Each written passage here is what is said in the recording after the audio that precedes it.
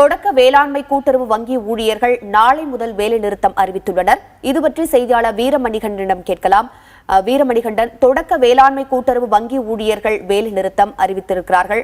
இதற்கான காரணம் என்ன? பாத்தீங்கன்னா இங்க திண்டுக்கல்ல தமிழ்நாடு மாநில தொடக்க கூட்டுறவு வங்கி அனைத்து பணியாளர் சங்க மாநில சேர்க்கை கூட்டம் நடைபெற்றது. இந்த கூட்டத்துல 6 தீர்மானங்கள் நிறைவேற்றது. முக்கியமா நகைக்கடை தவணை காலத்தை கால் நீட்டிப்பு செய்ய வேண்டும், தொடக்க வேளாண்மை மற்றும் மத்திய கூட்டுறவு வங்கியில் உள்ள பழைய 500, 1000 ரூபாய் நோட்டுகளை திரும்ப பெற வேண்டும், அதுக்கு பதிலாக புதிய நோட்டுகளை வழங்க வேண்டும் உட்பட 6 தீர்மானங்கள் நிறைவேற்றப்பட்டன. இந்த கோரிக்கைகள் நிறைவேறும் வரை நாளை முதல் வேலைநிறுத்த போராட்டத்துல அறிவிச்சிருக்காங்க மாநில பொதுச் செயலாளர் உமாபதி.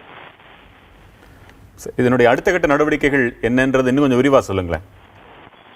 பொதுவாக இந்த கடந்த 3 நாட்களாகவே இந்த தமிழ்நாடு மாநில தொடக்க கூட்டுறவு வங்கிகள் பல பொதுமக்கள் நகைகளை திருப்ப போகும்போது பழைய 500, 1000 ரூபாய் நோட்டுகள் வாங்கப்படாமல் இருந்தது.